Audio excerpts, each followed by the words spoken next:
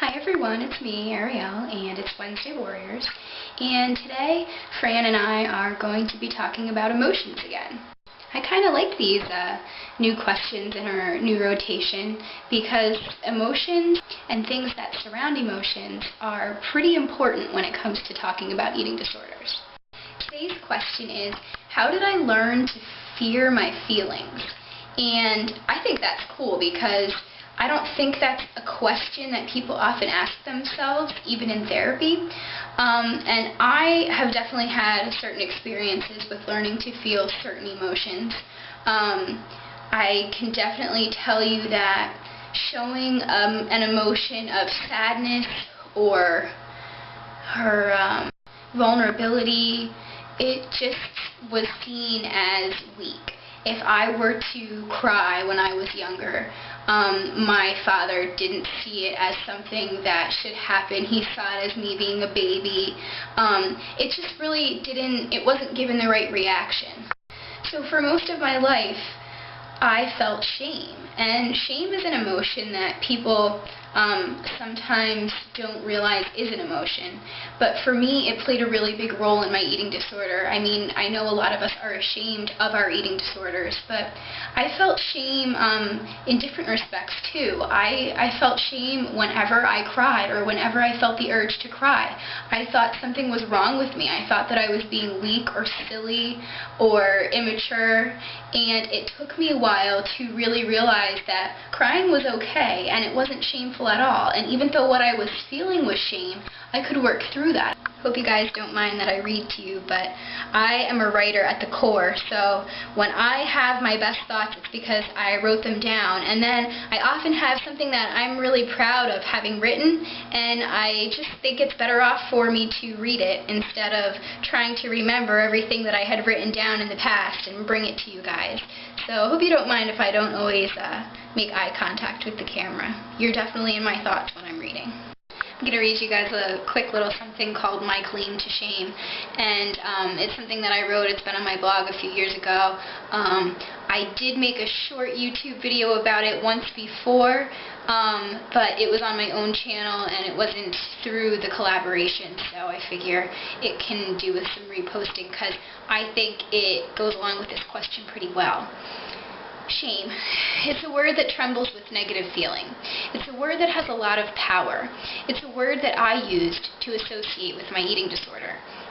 I felt shame when I restricted, when I counted calories, when I fit into tiny clothes, when I threw away food that I couldn't bring myself to eat, when I worried my friends and family. But most of all, I felt shame when I cried. When I cried, I felt so weak and so helpless and so out of control that I was absolutely disgusted with myself. I couldn't fathom someone being as stupid as I was. I couldn't understand how a girl with a brain could hurt her entire family and all her dear friends by continuing on a path of self-destruction. It wasn't rational. It was shameful, at least in the eyes of a girl struggling with anorexia. My shame when I cried overpowered me. I took to crying in private, waiting until doors were locked and my dorm room, apartment, bathroom were empty, and I was the sole occupant. I cried in the shower. I cried in bed at night, in the dark, silently, when my roommate was but feet away in her own bed. But sometimes, when my life and my emotions and my pain became too much, I cried in front of someone. And that was when the shame flooded my face with heat and made me wish I were dead. If I cried in front of a friend, I would instantly apologize over and over again. I would shake my head and cover my face as though to say, "Don't look at me." If I cried in front of my parents, it was worse still. I had to walk, no, run away. The shame was just too great. Once, I cried in front of my eating disorder therapy group. All eyes were on me. I was explaining something or telling some weekly tale, and out came the tears in a torrential cascade. I was mortified, and the therapists and participants alike were stunned, because they'd never seen me cry before. I couldn't speak for the rest of the group session. I was so overcome with shame. Shame had me in a fierce and unyielding grasp. I'll never forget the time I cried in front of my former therapist. I had been going to her for about 2 years at that point. One particular day, she was prodding me about something that was a tender point. I was getting angry. I was getting upset. I was getting overwrought. I was becoming a mess. I let go. I cried. I bawled. I couldn't stop, and I couldn't speak for a moment or two. I played my old game of covering my tear-sodden face with my hands and apologizing. When I looked at my therapist again, she was smiling. No, grinning. I was dumbstruck. But I'll never forget what she said to me. I can finally see you, the real you. I questioned her with my disbelieving eyes, and she said, "Finally, you are giving me something. You're not closing it off or holding it in. You're crying. Sometimes you need to cry." It had a real effect on me. I've since transformed her words to mean, sometimes you need to cry in order to get better. I've learned that being ashamed of something real serves no purpose and will only keep you from gaining ground. I've also learned that by crying, you can get out some of the bad that's inside and make room for the good. I apply this whole concept and attitude to my eating disorder in general. So much shame enveloped me that I couldn't get past what was going on inside me. I had to come to terms with the shameful behaviors and feelings in order to move forward. Shame is a dirty word. An anagram for shame is, has me, and have me it did. I think of that when I feel shame about something. I don't want to be had by anything. I want to turn it around. If eating disorder equals shame, then it stands to reason that if you get rid of the shame, you are that much closer to getting rid of the eating disorder. It certainly was an important step for me.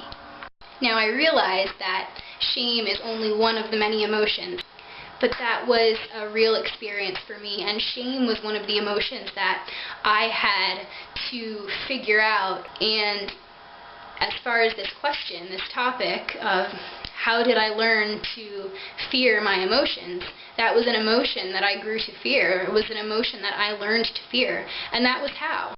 I had been taught or told from a very young age that crying was shameful, that having an eating disorder was shameful, that doing anything to displease people was shameful, that making people unhappy was shameful, that self-destructing was shameful. And while all of those things aren't necessarily good things, they don't have to be a source of shame.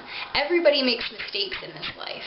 A part of this topic was to look back on our personal experiences in answering the question, and that's why I shared that with you. And you can take from it what you will, but for me, that was an emotion that I really had to come to terms with. I really had to figure out why I felt that way about it. Hope you guys are getting better at recognizing your emotions, and I hope you have a great week. I will see you next time. Bye!